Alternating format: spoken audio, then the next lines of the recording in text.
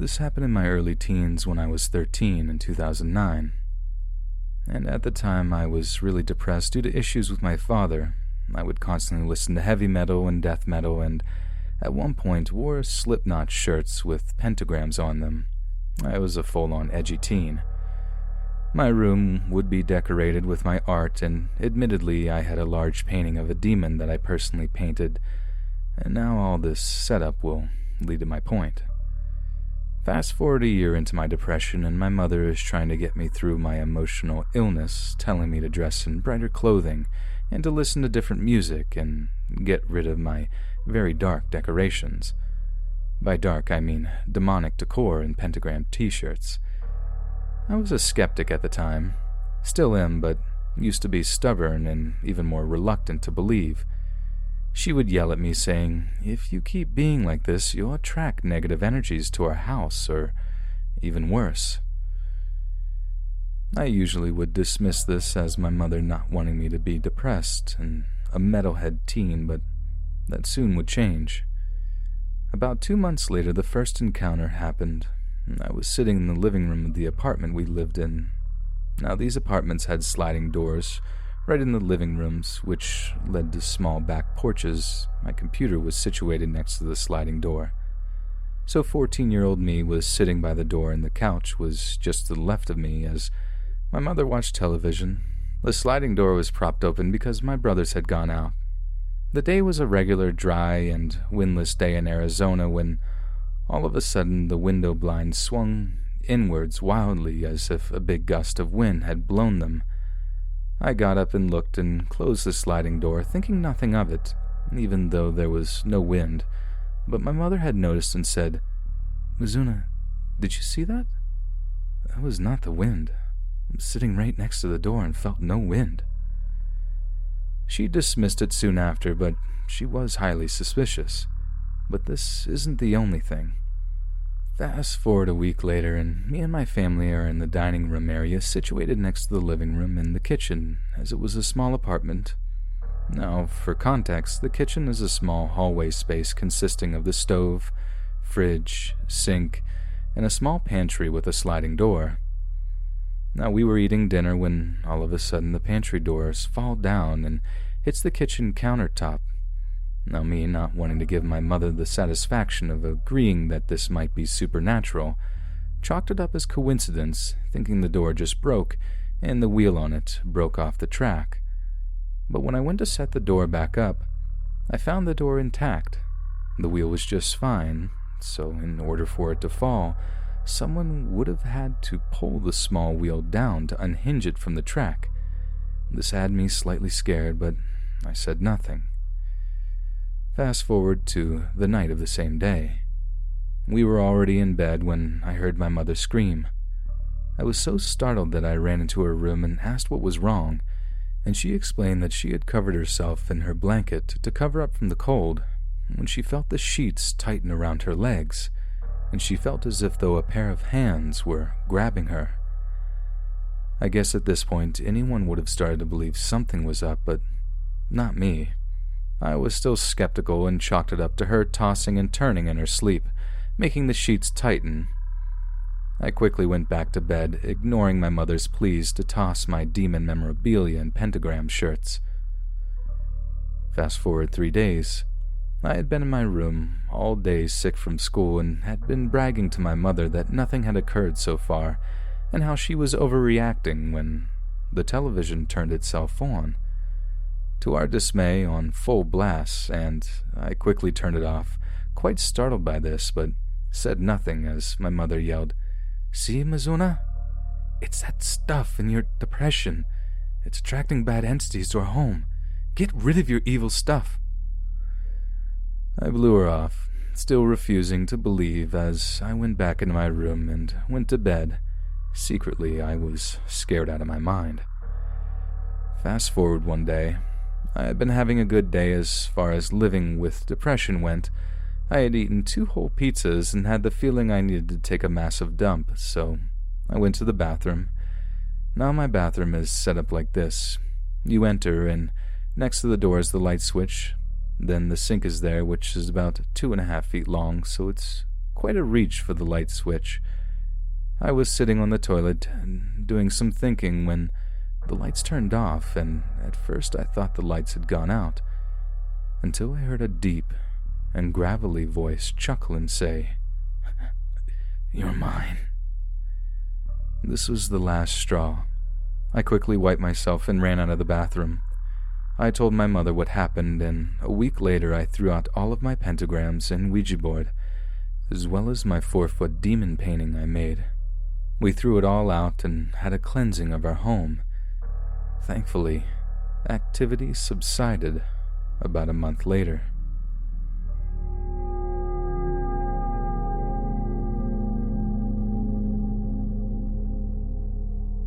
It was the summer of 2010. I was 20 years old. I was about to start a new job at a sporting goods store.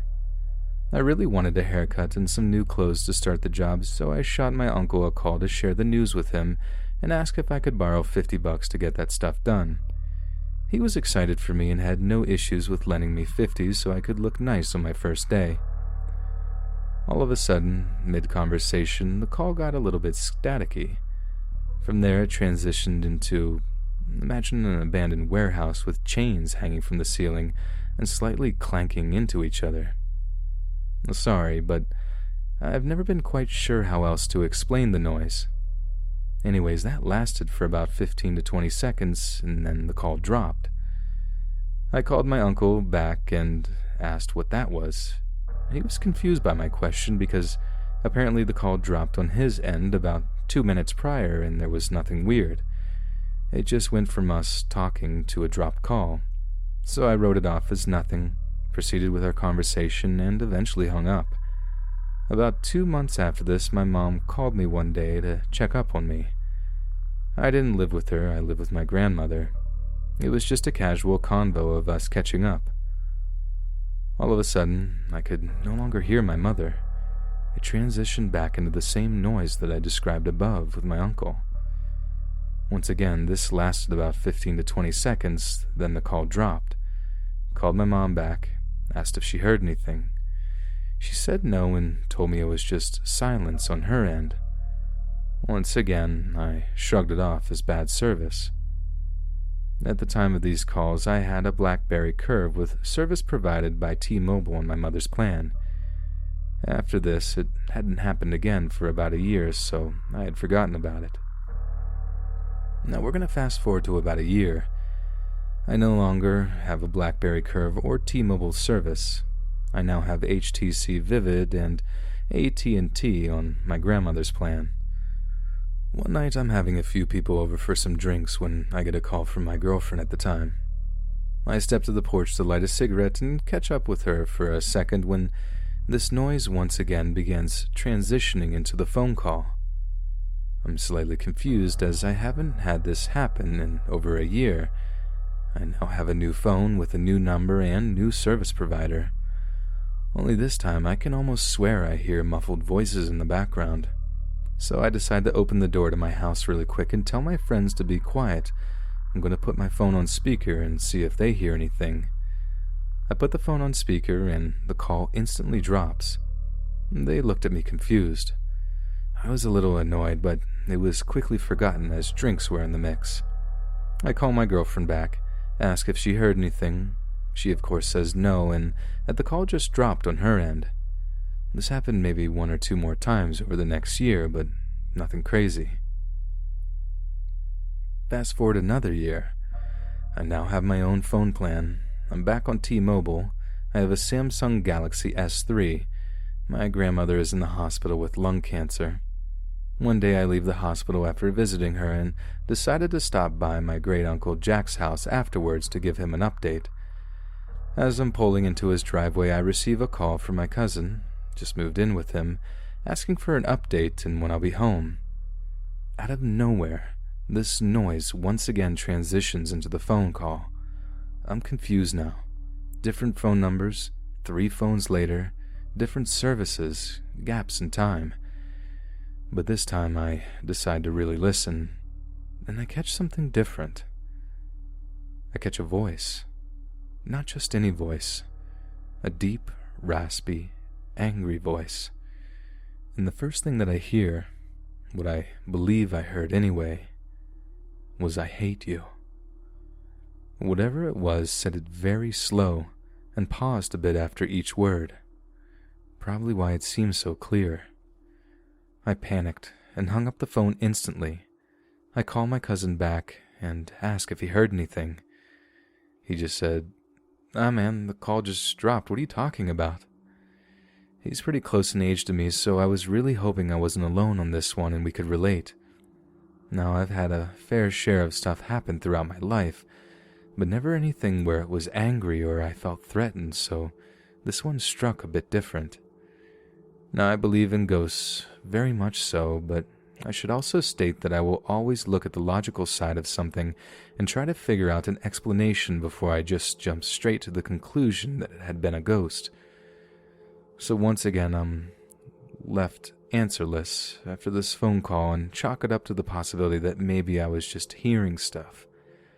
A few days go by and my friend Joe and I leave the hospital together after visiting my grandma and head towards my great-uncle Jack's to give him his daily update. As I pull in the driveway, I receive a phone call from my mom asking how my grandmother is, her mother. I start to update her and maybe 30 seconds into the call, it happens again. But this time, whatever it is gets straight to the point. Same voice as the prior time, but this time more assertive, a bit louder, and a bit faster. The first thing I hear is, "F you." Then I hear, "It's really dark here, and I'm coming for you so I can bring you back." So I quickly put my phone on speaker to see if my friend can hear it or if the call is going to just drop like the previous time I tried a few years prior. When it goes on speaker and, clear as can be, you hear, "I'm coming for you, Brett." Instant chills. I hadn't stated above, but my name is Brett. The phone call ended after that. I looked straight into my friend's eyes. I asked, "Joe, did you hear that? If so, what did you hear?" He responded that he did hear it, and he heard it very clearly. He said, "It said I'm coming for you, Brett." So we sat there for a minute. We discussed it. He said he wasn't sure what was creepier, the voice and what it said, or the actual background noise itself. He expressed that he was sorry that he hadn't heard or believed me prior.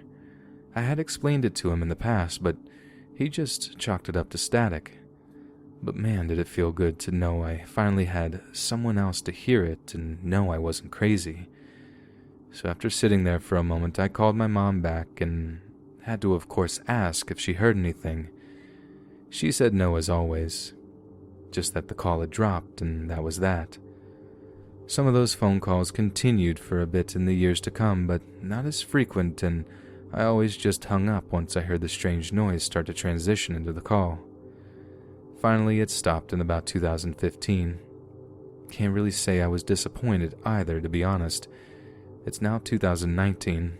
I've had Sprint since August. I have an iPhone XS and another new phone. It's been so long that I finally forgot about it until January. And that's when it happened again. I have no answers.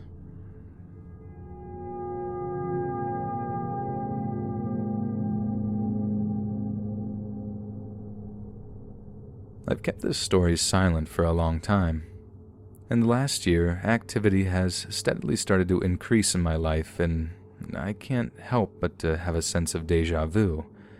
I started writing in my journal again and keep trying to make sense of things. When I was 12, my family and I moved into a new house. This house was built specifically for us on 22 acres of land and woods in southern Indiana. It was a gorgeous house, 3-bedroom, full basement, wraparound porch, and a catwalk that attached the 2 upstairs rooms and overlooked the living room. My father even had a pond dug out for the front yard, and our backyard was nothing but miles and miles of woods. I was so optimistic about moving because how could a brand new house be haunted? I encountered very bad entities that in no way can compare to my earlier encounters. Reliving some of these encounters are truly unsettling, but I think it is important. I should have followed my gut the first week we moved. I had a friend over and she was helping me unpack and get settled. We stayed up all night putting my clothes away and hanging pictures on the walls. I didn't have curtains up on the windows yet, and I can remember avoiding looking back into the windows when it got dark because the woods had a very ominous feeling about them. Eventually, my friend and I were satisfied with our unpacking progress and fell asleep. I thought I was dreaming when we woke up the next morning. A majority of my clothes that we had hung up were on the floor. Boxes that were still full when we fell asleep were dumped over, and the floor was covered with all of my belongings and trash. Parents didn't believe me or my friend, and my friend never came back to the house after that. In that moment, I wasn't scared. I distinctly remember being so angry. This was my first week in my new house, and it was supposed to be a new beginning. I couldn't understand how or why this was happening again. The level of activity in this house was beyond anything I could imagine. Throughout my early teenage years, I would do everything I could not to be home. I especially never wanted to be home alone. Lights would turn off and on, doors would open, and the televisions would turn off and on. The water faucets would start running, items would move to only reappear, glasses would fall off counters and break, whispers, shadows. Eventually my family began questioning such experiences, but they would just brush it off. There were several things that were present in this house. The shadow figures. There were so many shadow figures. The catwalk, stairs, and the basement were the most common places I would see them. However, I was not the only person. The catwalk between the two rooms was basically a hallway without walls. It connected the rooms but looked down over the living room. The figures would just walk from my room to the other room back and forth. They were nearly a full apparition but looked like a shadow. It was hard to explain. One night I had a friend over and we were home alone watching movies. I ran to the kitchen to get a drink and I could hear her screaming from the living room. I ran back in and she was trembling in fear because she saw someone walk from the guest room into my room. I ran back in and she was trembling in fear because she saw someone walk from the guest room into my room. I had already seen this thing many times throughout the years do the same thing. I tried to explain what happens to my friend and even tried to get her to go upstairs with me to show her no one was really there. Needless to say, she ended up calling her parents and going home. On several occasions, I would be in my room watching TV with the door open and see the figure standing in the doorway of the guest bedroom. I would just shut and lock my door. This was my normal, but that doesn't mean it was any less terrifying. The shadow figures in the basement were worse. Our basement didn't have a door, it was just a staircase that went into the basement from the living room. Everything that we had in storage at the old guest house was down there. However, we also had a lot of World War I and II artifacts and memorabilia. My grandfather was a collector his entire life, and when he passed, our basement was the only space large enough to keep his life's work. We had medals, statues, guns, uniforms, flags, just to name a few. I 100% believe that multiple spirits were attached to these items because not only would you see shadow figures in the basement and creeping up the basement stairs, but you could hear whispers and things moving. It was truly a scene from a horror movie. Growing up, I didn't know land could be haunted. I laughed because looking back, I was living a real-life poltergeist movie. Living in the country, I played outside a lot. I often felt suffocated in the house and would just want to be able to breathe. However, I was never alone.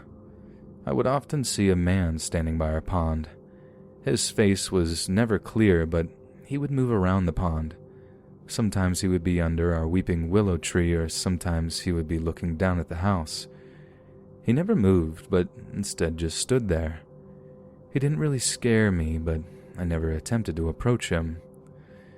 There was also something that would walk the porch. On many occasions, I would be sitting on the porch, reading or talking with a friend, and you could hear someone walking. It was so clear that you would fully expect to see someone walk around the corner, but instead you would see the wood move with each footstep. you would see it get closer and closer by the movement of the wood and the sound, and then just stop. All of my friends and my mother witnessed this several times. It would always stop several feet in front of someone, and you could hear it walking around the porch from inside the house, too. There were also the figures in the woods. I could look out a window and at any given point and see what I would consider to be a person standing in the woods, peeking around a tree or bush. Their faces were never clear, and I couldn't ever determine whether they were men or women. Interestingly enough, I was playing in the woods one day and I stumbled across an old well. It was fairly deep, but you could tell it was extremely old because what was left was barely visible. I immediately told my parents about it and showed them where it was. I guess this piqued their interest, and they began researching the land more. They were able to confirm that at one time a small community occupied the land, but nothing was left except for the well. The activity never stopped or even slowed down. Even when I wasn't home, I felt like I was being watched, and I still do. It impacted my family's emotional and mental states because the house was literally draining all of our energy and replacing it with negative energy. I wasn't eating, I wasn't sleeping. Everything in my life was strained because of home. I do think the house wore on my parents' relationship too, and in some crazy way, I partially blame their split on the house. In my later high school years, I started going to haunted locations with friends. For them, it was just for fun, and they didn't believe my stories or the ghost stories around town. They wanted proof, and I thought I could help. At this point in my life, I didn't think anything could be scarier than what I lived with at home. I really began to realize how sensitive I actually was. I also learned that spirits can physically hurt you and can attach themselves to you and follow you home to your already very haunted house.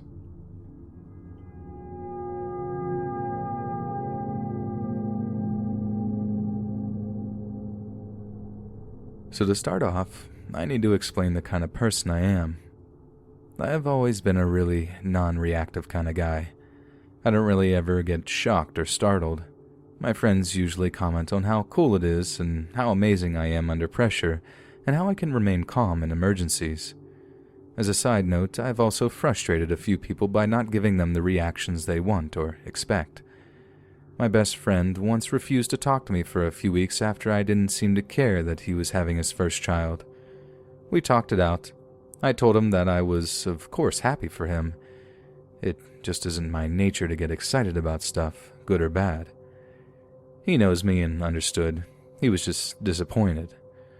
I don't say all this to brag about how cool I am and stuff. I just wanted to illustrate how I am for the context of what just happened. So my grandma has lived in the same house for my entire life of 28 years. Until 2 months ago when she moved out to a new house out in the country. The new house is really nice and I'm happy for her. Apparently, she didn't like living there anymore because it's a big old house with lots of painful memories. My dirtbag grandpa cheated on them and then left her a few years ago, and it's a pain to try and keep it maintained. And of course, there's a ghost. For as long as I can remember, my grandma has complained about a ghost that messes with her all the time. The usual stuff, strange noises in the attic, basement and in the walls, voices, stuff going missing and showing up in weird places, doors opening and closing, footsteps, etc. She moved pretty suddenly, taking only what she needed and leaving all of her accumulated stuff from being in her 80s behind, asking if my family could help her slowly move the rest out to where she is now and move some stuff she didn't want anymore into storage. Me being in college and between jobs with a bunch of free time, I am doing the bulk of it. A few weeks ago I was in the house doing this when I started hearing stuff. At first I was in the dining room packing some old people china, the fancy kind that has never been used, when I hear the metal screen door to the garage open and slam closed. Thinking it was my mom coming by to give me some lunch. "Hey, is that you, Mom?" No answer. I walked to the other side of the house and checked the garage. No one there. No cars in the driveway. House is empty. I shrug. Probably the wind. Next, I'm hauling the taped-up boxes of newspaper-wrapped china to my car. While in the garage, I hear a loud metal bang in the house. I finish putting the boxes in and go inside to see two of the floor-level cabinets in the kitchen open and all the metal pots and pans strewn into the floor. Since I need to pack them up anyway, I just pack them all up and carry them out to the car. I'm still in the kitchen, and it's nearly an hour later when I hear something in the basement. It sounds like someone running up and down the basement stairs very loudly. The basement door is attached to the kitchen, so I turn around and open the door, flipping the light switch at the top of the stairs. The sound stopped when I opened the door, and I didn't see anything. Again, stuff like this doesn't really creep me out, so I just move down the stairs to see if I can see anything. Nothing down there but bookshelves filled with cookbooks and boxes of old Christmas decorations and junk. As I turn around to go back upstairs, I hear and see a mop in the maintenance closet kind of jump out of the bucket it's in and out of the room, like someone threw it. This was odd for two reasons. One, obviously it looked like a mop hopped out of a bucket onto the floor by itself, and two, the maintenance door was closed when I came in and I didn't open it. I know it was closed because if the door to the closet is open, then it blocks the staircase and I didn't have to go around it to get in. So, like the character from a horror movie, I walk over and into the closet to investigate. More confused than scared. Inside, I pull the chain to turn on the hanging light bulb to turn on the light. After 3 seconds or so, I hear the light bulb pop as the lights go out and the door behind me slams closed hard. I turn around and calmly try to open the door, but the handle won't turn. It's like someone is holding the knob from the other side. Keep in mind this door doesn't lock. It's just a knob without a lock.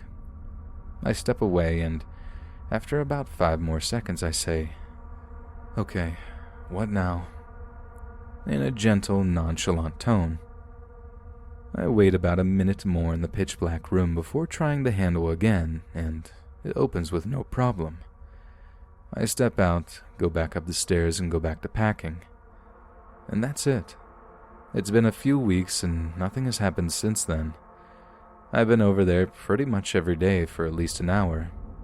I think the ghosts may have rage quit because, unlike my grandma, I didn't seem to react or care about the stuff it was doing.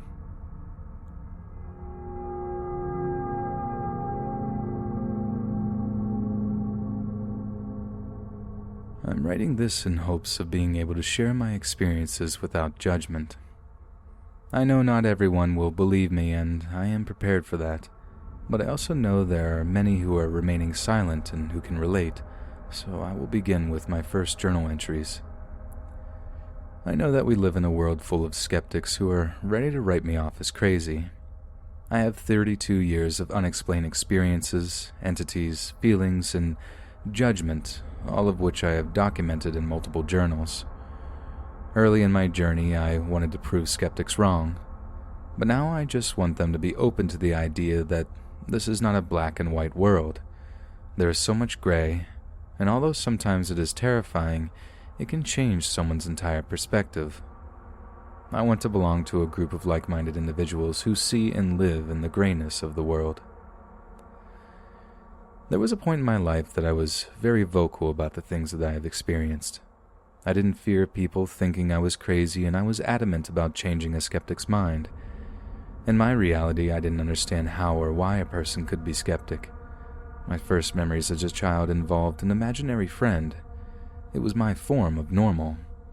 Now looking back, I know the things I experienced were not normal, that I had a so-called sixth sense and was extremely sensitive to things other people were not.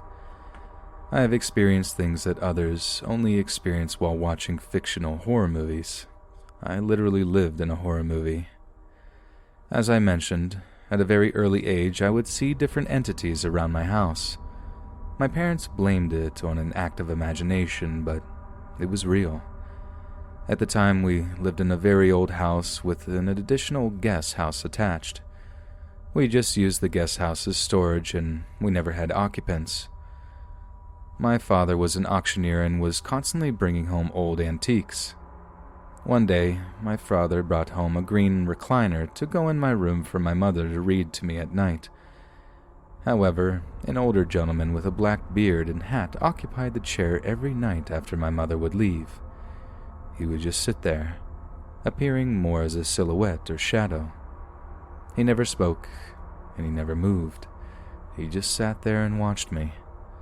I strongly believed fear is not something someone is born with, but instead comes from experiences. This figure terrified me because even as a child I knew he was not supposed to be there, and I couldn't understand why my parents couldn't see him. I wish he was the only entity in my house, but he wasn't. There was a long hallway that separated my room from the guest bedroom and the stairs. I would always see a shadow figure walking this hallway and going into the guest room. It wasn't the man in the chair. This thing was much scarier. Its energy was strong and extremely negative. The feeling that I spoke about earlier originated in this hallway. Whether it was visible or not, I always knew it was around. I would run from the stairs to my room every single day. The entity then began to move around the house. I think one of the more terrifying things that happened was when I was around 10. I was getting ready in front of a mirror hanging on the bathroom door. There was a belt on the ground next to me, partially under the door. I remember vividly looking in the mirror and seeing the belt slowly slide farther under the door. Thinking I was being pranked, I opened the bathroom door and no one was there. However, the belt was now on the bathroom floor. Not only was the house leaving me in a constant state of fear and anxiety, but the guest house was a place I physically could not go into because of the dreadful feeling it gave. The few times I did go into the guest house, I would always feel like I was going to get sick and would immediately leave. The guest house was a small house with a large attic. There was a big window in the attic that looked over the entire property. One afternoon, I was jumping on the trampoline with my friends. I believe this is the epiphany moment in my life when I realized I was not the only person experiencing these things. My friend looked up at the window with a terrified look on his face. There was a woman dressed in white looking down at us. She had long blonde hair and had a very blank expression on her face. We watched her for a few minutes and then she disappeared. The house was empty and the stairs to the attic had not been used in years. This lady didn't simply walk away from the window. She completely vanished. I had 3 friends that day that witnessed this entity disappearing into thin air. This was a validation to me that I was not crazy, and that there are things in this world that cannot be explained. I lived in that house until I was 12 years old. The level of activity increased throughout the years to the point I began documenting them in a journal. I have specific details of each, and far too many just to write here. When I moved to our new house, built specifically for my family, I thought things would stop and I could be a normal kid. But I was wrong. So wrong.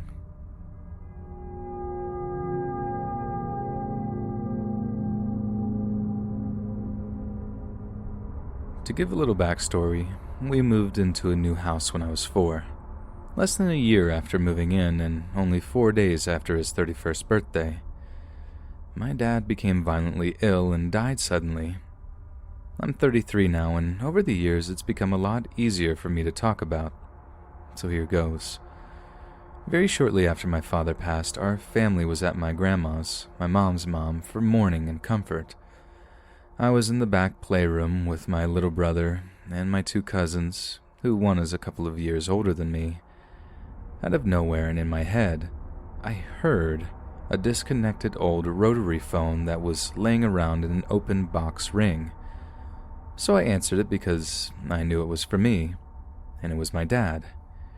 He explained everything would be okay and said other comforting things to me. I hung up the phone feeling happy and peaceful. My older cousin witnessed this and swears to this day he heard someone on the other end.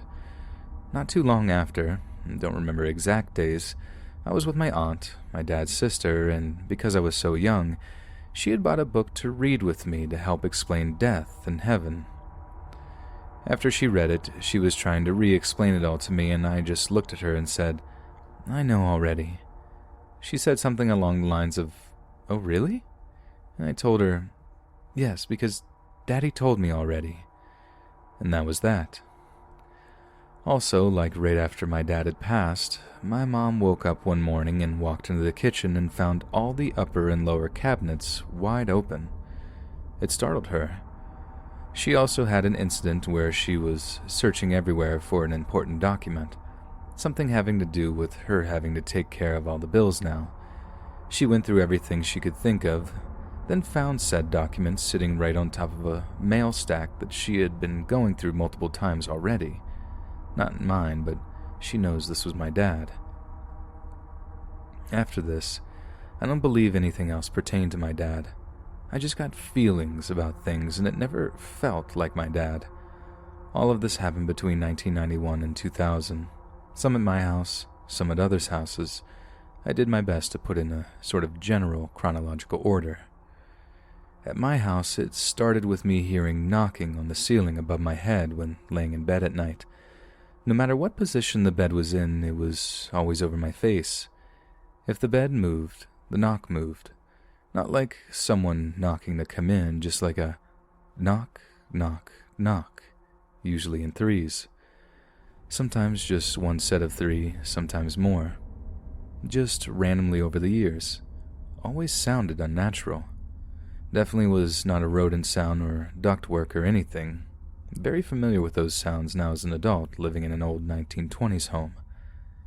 Back at my grandma's, which had been where my mom had some of her experiences as a kid, I was around 7 to 8 and was laying down to go to sleep in the back bedroom with my little brother who was between 4 and 5. This bedroom was smaller but had a king bed and a dresser on the wall at the foot of the bed, and then a small walk space, 2 feet wide maybe, on either side of the bed. The floor is like an old-style vinyl tile that stays kind of gritty at times from the kids playing outside in the sand driveway. This house is in a one-stop-sign town in the middle of nowhere on 350 acres. Super rural. I hear heavy, dragging, bare feet walk the length of the bed by the wall I have to my back, and then it stops. I gather the courage to turn and look and see nothing but my brother has pushed himself up from his stomach and is staring at the wall where I hear the noise. He looks at me wide-eyed and asked him if he heard that too. He says yes. Confirmation. I tell him it's okay. Just lay down and go back to sleep. So we did eventually. That was the only time I ever heard anything there. But I know others heard stuff at that house. These are just the ones I remember, but I think there were a few more. When she was little, my mom was in her room one night trying to sleep when she heard some mumbling like people talking in the living room. She thought it was weird that her parents had visitors so late and kept trying to hear what they were talking about, but she couldn't make out what they were saying, just that it sounded like men talking. She finally heard, "Here it comes." And at that exact moment, a real bad thunderstorm blew in, like it was still and quiet up until she heard those words. The next morning, at the breakfast table, her younger brother asked my grandparents who had stopped by, and they said no one. They were asleep. He had heard the same thing my mom heard. My grandma decided that total strangers just let themselves into the house while everyone was sleeping to get out of the storm and just kindly left when it was over. My grandma is a sweet lady. People don't do that here. That's how you get shot. My older brother would tell my mom that there was a ghost when he was 2 to 3 years old. He always told her it was behind the TV that sat at an angle in the living room corner, big old floor TV, and that he was friendly, but his name wasn't Casper. My younger cousin, when he was maybe 14 to 15, was at the house alone, heard a car pull up and doors shut. He was in the living room, which is where you enter the house, so when no one came in, he went outside, and there was no car there. Remember, we are in the middle of the country. No neighbors, no street traffic, nada. Just the cows and the chickens. I spent the night at a friend's house in 5th grade for her birthday, me and another girl. B-Day friend was the stepdaughter of a cop and was taught how to handle a gun and also had a small dog, which would come into play later. Next day, for XYZ reason, we were left alone to hang out for a while. She was an only child, so both upstairs bedrooms were hers. Stairs start at the front door. You go up, turn right to the landing, then you have a bedroom on the left and right side with a flat wall in between that has a tiny attic door access. We just came out of right side room when she slept in, looked for something in the left room, play junk room that had a play kitchen with the metal pots and pans in it, and had closed that door almost all the way since that's how I found it, slightly ajar. The object we were looking for was stored in the attic, so friend opened the little door and found what we were looking for. Friend was crouched in the attic. Myself and other friend had backs towards the room we just came out of. Heard the little dishes all crash down off the play kitchen. We all look around at the room, startled, and realize the door is now fully closed. We were 2 feet away and never heard it close. We run downstairs to her parents' bedroom, at the bottom of the stairs, and lock the door. Birthday friend finds stepdad's gun and is prepared to hold things down. I hide, panicking. Another girl is just standing there. We hear footsteps come down the wood stairs, hear her dog barking, then yelp in pain. I am petrified that I am about to be the next unsolved mysteries case. Birthday friend has gun cocked and balls of steel. Opens door and no one. We search the rest of the house. Empty. Calls the stepdad to come home. No signs of entry, nothing out of place, except the dishes that fell on the floor. Dishes can fall on their own, but not close doors, walk downstairs, and or kick dogs. That was the last time I spent the night at her house. Back at my house, my stepdad replaced the flooring in the entry and hallway one year. It was old carpet, so he changed it to ceramic tile to make it easier to clean. After this, I occasionally thought I heard footsteps, bare feet walking down the short hallway. The most prominent time that I couldn't blame on someone else or rationalize was one day when I was home alone, 12-ish, after school, sitting in the living room watching BET and MTV music videos, and thought I heard something. So I turned the volume all the way down and heard the footsteps walking very clearly. I just stared at the hallway entrance, waiting for someone to come around the corner, but they never did. Called my big bro to come home from work so I wouldn't be alone. He couldn't leave, so I sucked it up and turned the volume on TV full blast and pretended it didn't happen. Older brother's girlfriend, G, was often home alone on the computer in my mom's room, opposite end of the hallway than the living room, waiting for my brother to get off of work, and had the exact same experience. I heard them randomly over the years, but that was the most clear time for me. My brother's bedroom, as they shared a room, the door would randomly shut and lock, but could be picked with a bobby pin or paperclip because it was just a push-button lock. I was stoked when I debunked that as paranormal one year. There was a supply vent that would pull the door shut closed when the air kicked on, and the lock would be pushed in by the strike plate for the closet door inside their bedroom when the door was pushed open too hard. Awesome. One less creepy occurrence for me to freak out over. Until it happened one time when I was with G across the hall in my mom's room on the computer. We were alone. We heard a noise in the room, looked, and realized the door had been shut. We thought it was a robber because of the noise, so we armed ourselves with my softball bats. Went to use a bobby pin to pop the lock. As soon as I popped the lock and had my hand softly grasping the knob to turn it, the knob turned by itself, and the door opened just far enough the latch wouldn't catch, and you could push the door open. I threw my hand back and stared at Gabby like, "Did you just see that?" She did.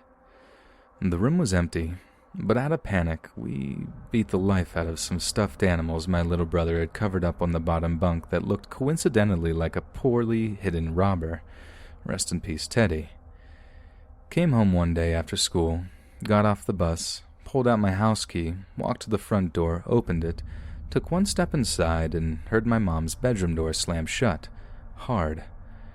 My thoughts, all in a couple of seconds, hadn't moved. Oh, my brother is home.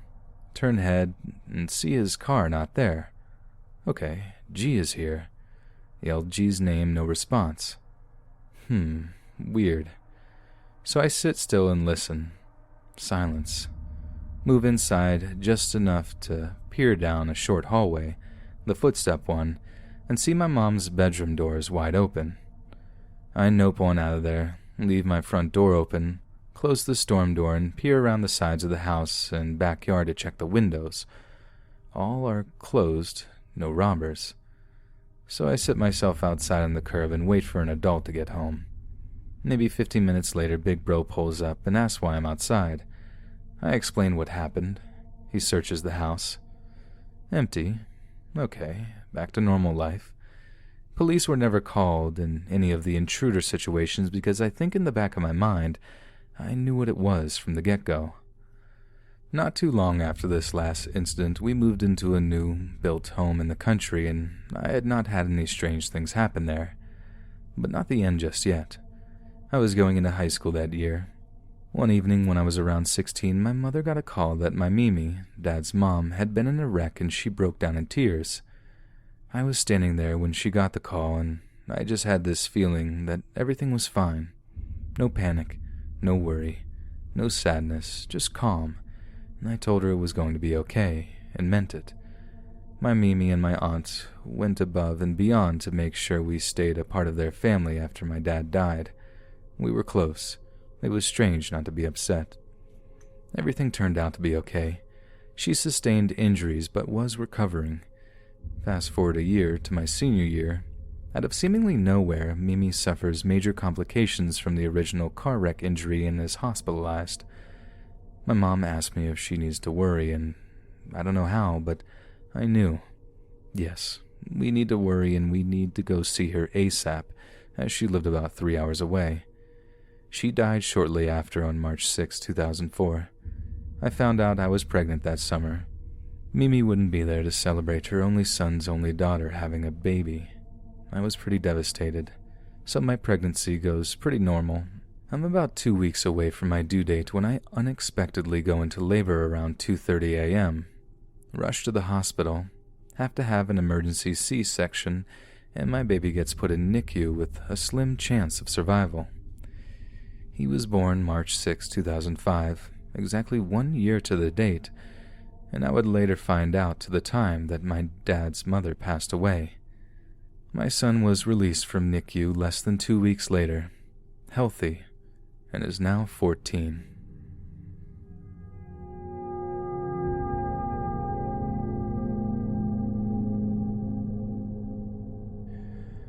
I was always susceptible to seeing paranormal things as a child. My mom had a miscarriage before I was born, and my imaginary friend turned out to be my sister, Alex, but that's a whole other story. I moved into a new house when I was about 3 years old with my mom and her new boyfriend. He was very narcissistic and emotionally abusive, which would explain the Hat Man's presence. I would wake up screaming in the middle of the night and started having extremely violent nightmares at around this time about things that a child shouldn't be able to comprehend, mostly death or torture related. The description of the Hat Man fits the entity I was seeing to a T. A shadowy figure with a trench coat who thrives off of fear and latches onto vulnerable people who exude negative energy and are emotionally drained. But the thing is, I saw him. Not a shadowy figure. I saw his long beige trench coat and his beige fedora or bowler hat and his long nose. I remember literally seeing him sitting on our furniture or walking around the house in broad daylight. My mom had always kept telling me it was just my imagination and nothing was going to hurt me. I tried to keep telling myself this from the time that I was 3 to 8 years old, but I couldn't shake the feeling that something was there. Some nights I would pee the bed because I didn't want to get up and have to face him. I remember being restless and almost suffocating under my blankets, trying to hide myself from him, and I remember hearing my heart beating because I was so scared that it was beating practically out of my chest. During this time, I would constantly see faces all over the place, in my ceiling, on the walls, in the carpets, truly everywhere. Not just a smiley face or frowny face, but actually defined facial features. I felt so trapped. My mom kept telling me once again that it was just my imagination, but I knew that it wasn't. Cut to a few years later, I'm going to a therapist who does both spiritual healing and actual psychology. I told her about this man with a hat that kind of looked like a mysterious detective, and she said that hypnosis would help me get in contact with the spirits I saw as a child to get closure and send them to the light. I closed my eyes, and I was in my childhood home again, opening all the doors. I opened my front door, and it was dark. The whole house was dark. I saw my little sister, and she said, "Thank you for playing with me. I'll always guide you." That gave me a sense of relief. I walked around for a little bit and opened another door. The Hat Man was just standing there, but I couldn't see much, and he wasn't very expressive. I asked what he wanted in my house, but no luck. He just stood there, hat covering his face, with no response. I started getting nervous at this point, so we stopped. A year after that session, I went to a medium because my childhood best friend passed away. I had already had a dream about her telling me that she was okay and happy, but I just wanted to hear from her one last time. The session itself lasted about 10 minutes, but I spent the next 2 hours with the medium telling her about this man. She said he sounds like a malevolent spirit, and I told her about how he would watch and torment me as a child. I identify as an atheist, but she gave me her St. Michael the Archangel statue right off of her desk and told me I needed to take it and ask him for protection. After all of this time, my mom finally admitted to me that she had also seen him too, and that she would pray every night that my soul would be protected and surrounded by light.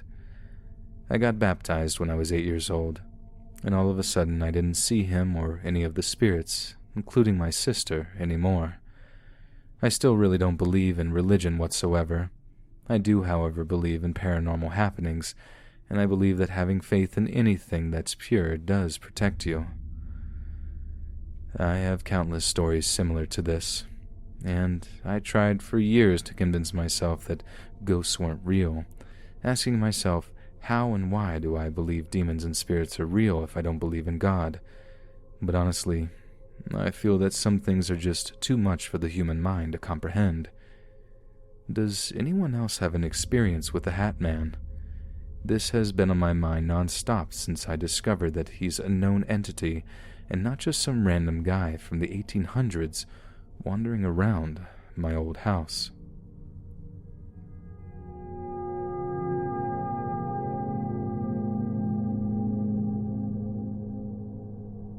I have seen 5 shadow people since the summer of 2017, with a possible 6, but that story is 15 years old and I never actually saw the entity, only its eyes. I have seen many more unexplained shadows, but shadow people are something completely different. In my experience, they are tall, Vanta black, and almost twitchy in their movements, and I only ever get heavy oppressive feelings from them whenever one shows its face, or lack thereof, in my house. I document my paranormal experiences on a personal blog, but I keep the posts locked, and this is the first time I am sharing them with the rest of the internet outside of my friends list.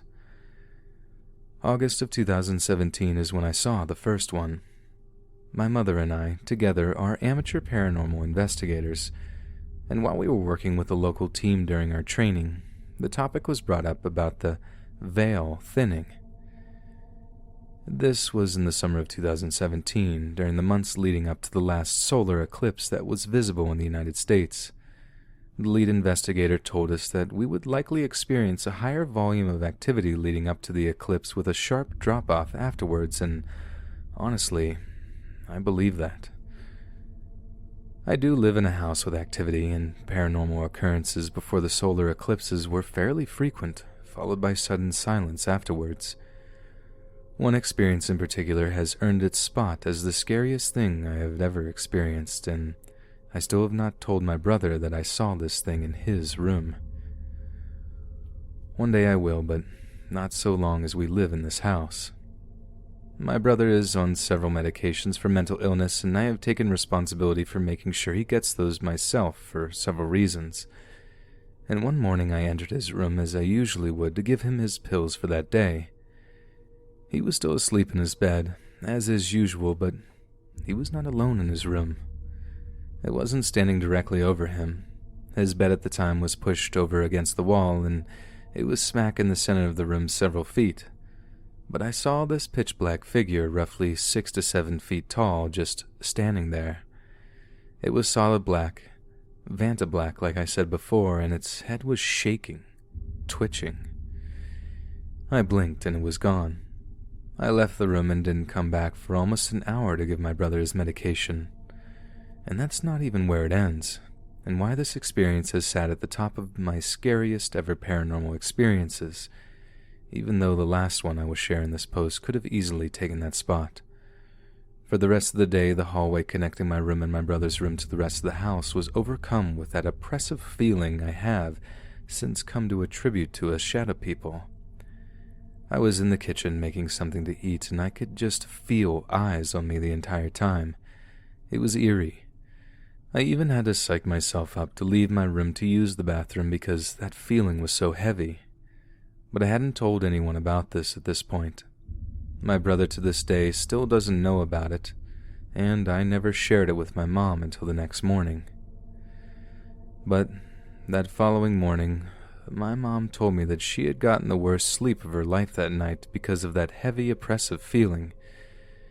She was almost certain that someone had been standing there watching her sleep. I just responded with, "It's funny you should say that because you'll never believe what happened to me yesterday." That bad feeling hung around the hallway for the rest of the second day before it finally dissipated. In April of 2018, I saw my second one. On that day, a tornado touched down in the town and then proceeded to turn the corner and rip up farmland and tear the barns to shreds.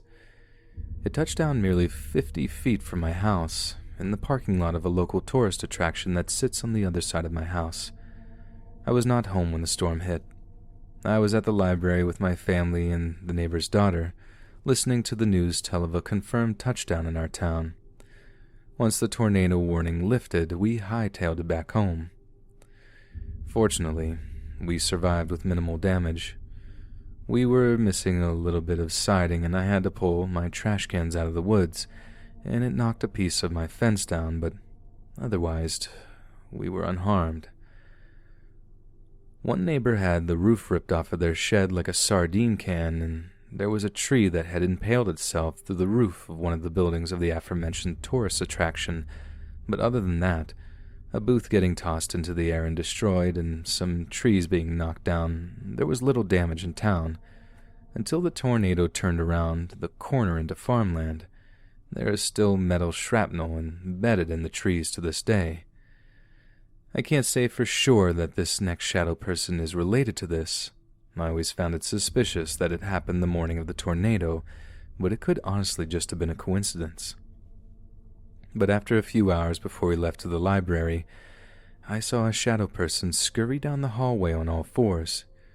It held that same, almost cartoonish twitchiness that the first one had, and it scurried fast, almost like a time-lapse at triple speed, and then it was gone. There was that heavy feeling, but it was fleeting and gone just as fast as the figure was. In June of 2018, I threw a bottle of shampoo at a shadow person. Our water heater had gone out, and for a bit until we brought it to our landlord's attention, we just made do with boiling water on the stove and filling the bathtub and taking baths. I was taking a bath one morning watching YouTube on my phone propped up on the toilet lid when I saw a black void bolt from behind the toilet and disappear behind the trash can on the other side of the bathroom. My first reaction was to throw the shampoo bottle at it, but it just bounced off of the bathroom door. I did not stay in there long enough for it to reappear. In September of 2018, I saw a shadow person number 4. At least I think it was a shadow person. It had the same solid Vanta black composition, the same supernatural speed, but I never felt that heavy feeling. That was just weird. But I was in the kitchen, waiting for my food to finish cooking in the microwave and leaning against the counter and playing on my phone, when this pitch-black shadow just squeezes itself between myself and the counter, gets up in my face for all of a fraction of a second, and then slips back down and disappears. Certainly the weirdest thing I've ever experienced. Shadow person number 5, and second scariest of my life, happened just a few months ago at the beginning of January 2019. I have 3 dogs, and taking them outside is a challenge in itself during the day, but at night it's borderline dangerous. All 3 dogs are poorly behaved, one of whom is like a horse, and the other 2 little dogs who like to get under everyone's feet, not to mention the risk of stepping in poop. It wasn't 100% dark outside yet. It was the final phase of twilight where everything was bathed in a dark blue. My dogs were doing their business when my littlest dog started barking his little head off at something across the yard. This is normal for him. He barks at absolutely everything, so normally I wouldn't have been fazed. But it was that heavy feeling that caught my attention, and as I turned to look in that direction, I saw a shadow person charging across the yard, right at me.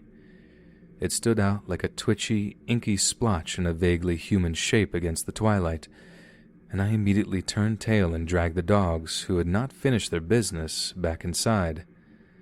My mom was not home that night, and I immediately called her to tell what happened. She tries to tell me that it was a residual haunting. She thinks everything is just a residual. This was 100% not a residual haunting.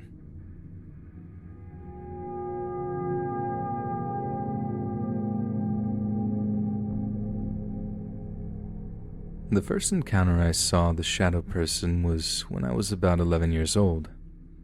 I was on a camping trip with my cousins. In the early morning, everyone was still asleep except for me, and I was staring at the side of the tent when I could see a clear outline of a boy wearing a cap on the side of the tent, except instead of being like a normal shadow, it was solid black in comparison of the shadows of the trees and other things casting over the tent. The boy then repeatedly walked back and forth past the tent. We were in the middle of nowhere, and I was scared considering I thought a complete stranger was pacing our tent. When everyone else woke up, we went outside of our tent and there was no one around.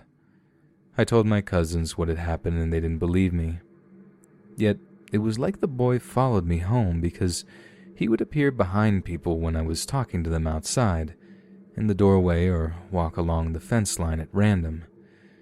His appearance wasn't ultimately creepy besides him appearing at random outside over the course of the year.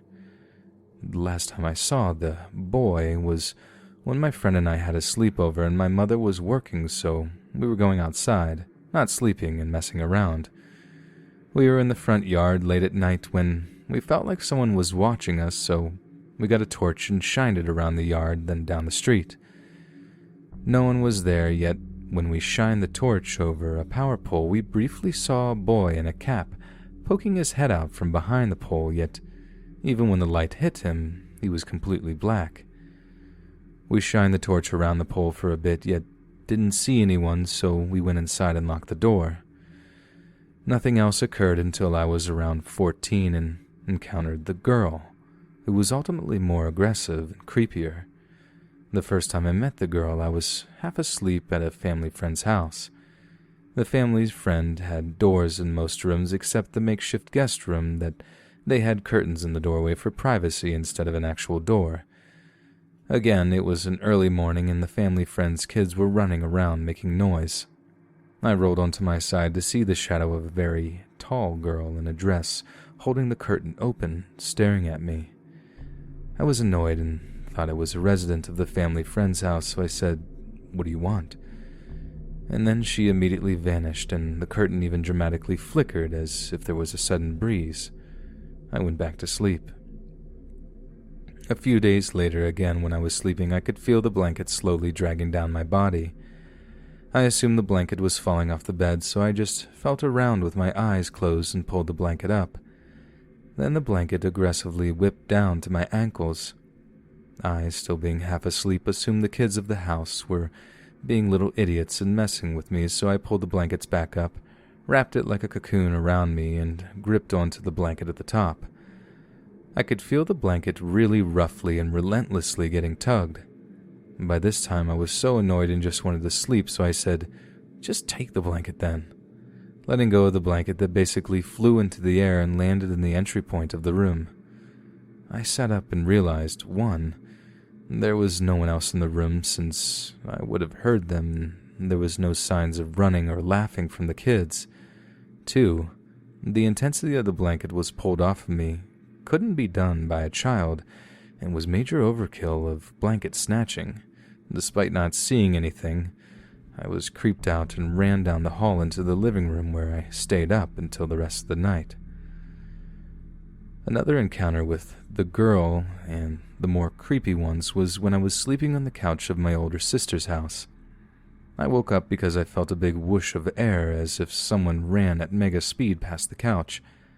I laid there wondering what had just happened, and then I saw the clear shadow of a tall girl in a dress run really fast past the couch. By then, I was scared, so I didn't move, and this girl was basically running laps past this couch at super speed with a whoosh every time she passed. Mind you, this was a living room, so to even pick up a speed this girl was getting at in such a short length of area was supernatural to begin with. I was getting more and more spooked, so I decided to make a leap of faith and try to dart into my sister and her significant other's room, which meant I had to pass the area where the shadow person version of the Flash was sprinting. When I moved, the girl stopped, then walked around to the other end of the couch and stared at me. I was feeling bold enough to tell her to go away, so she came closer to me. I felt around for a cushion and threw it at her, which went straight through her and didn't do anything. She then basically walked up beside me and started leaning her face towards mine, so I covered my face with a blanket, started crying, then started saying the Lord's Prayer.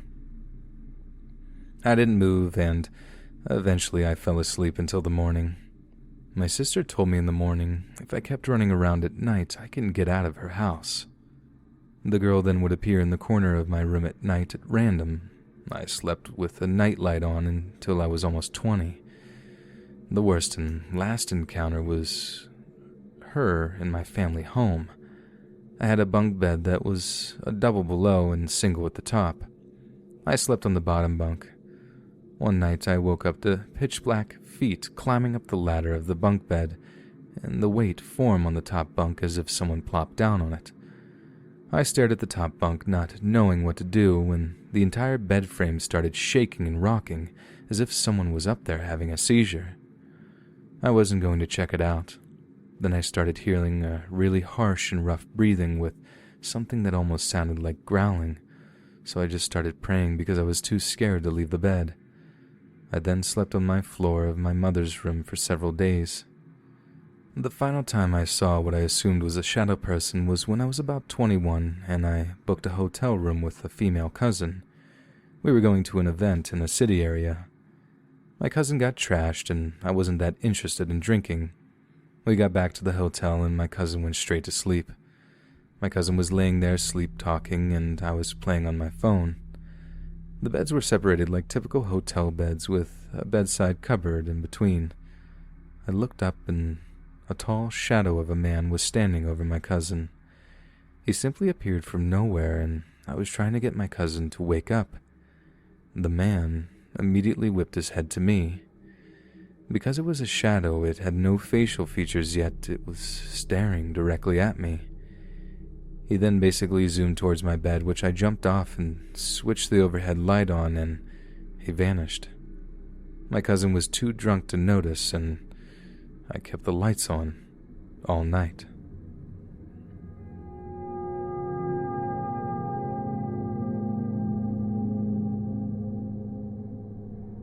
So it started out with this little cow thing my grandma got from her client, but she comes home with this cow that's like a little motion detector. Every time anything moved in front of it, it would moo. You can see where I'm going with this, I'm sure. She set it on a shelf that's right next to the dining room table. Every time I was home alone and in the living room, That thing would go off non-stop periodically. I dismissed it, thinking it was just a broken toy, so I took the batteries out of it. Problem solved. Okay, this next event happened late at night. I'm going to preface this by letting you know there is this old TV on the dresser right in front of the bed. One of those old blocky TVs that have the static screens when nothing is being picked up by the antenna. So I was in my room, messing around on my phone, and then the TV just turns on out of nowhere with nothing but the static. Cool, that's weird, I'll just turn it off. Rinse and repeat about 3 more times. Being thoroughly spooked, I unplug the thing and wake my grandma up and let her know what just happened. She brushes it off, saying it's the electrical. I don't know enough about electrical at the time to argue with that, and I would be fine with that explanation if my grandma didn't do what I'm about to tell you. I kid you not, she grabs her Bible, starts spewing out some Spanish, and draws a cross on the dust on the mirror by my bed. I knew I was screwed. I can't remember if this next event happened before or after the last one, but it wasn't a long time between. It's late at night, the lights are off. I'm lying in bed ready for some sleep. As I'm dozing off, I start to hear tapping, literally like someone's tapping on the ceiling. I turn the light on and it stops. I wait a few minutes to see if it'll happen again. Nothing. I turn the lights off and lay back down. After a couple of minutes, the tapping continues. I turn the lights on again and it stops. I play this game a couple of more times before I say, forget it. I'm too tired for this. Tap away, ghost. Those were my smaller, easily dismissible experiences. I thought they were creepy, but they could easily be anything other than the paranormal. So I'd forget about it after a while and just moved on with life. It wasn't until this next experience that I truly believed there was something other than my grandma and I in the house. It was daytime and I was completely alone in the house. I was playing the piano in the living room, just vibing, and then I start to hear voices. I immediately stop playing and try and hear where the voices are coming from and what they are saying. As I focused on the voices, I realized it was the radio in my grandmother's room. I thought it was weird that her radio came on randomly like that, but whatever, maybe it is electrical. I approached her room really slowly because my gut is just screaming that this doesn't feel right. As soon as I step in her room, the radio shuts off really suddenly and this sense of dread just overwhelms me. At this point, I literally say screw this and bolted to the door leading into the garage. As I open the door, I turn back just to take a look, and I see my grandmother's recliner that's in the middle of the living room rocking violently. I slam the door, open the garage, hop in my car, and skedaddled right out of there. Never in my life have I, as a grown man, been so terrified. Hey friends, thanks for listening. Be sure to subscribe and click that notification bell to be alerted of all future narrations. If you got a story, be sure to submit them to my subreddit, r Let's Read Official, and give and receive feedback from the community, and maybe even hear your story featured on the next video. And join my Discord to interact with me and other listeners directly. And if you want to support me even more, grab early access to all future narrations for just $1 a month on Patreon, and maybe even pick up some Let's Read merch on Spreadshirt. Links in the bio. Thanks so much, friends. And remember, no matter how you slice it, it's still baloney.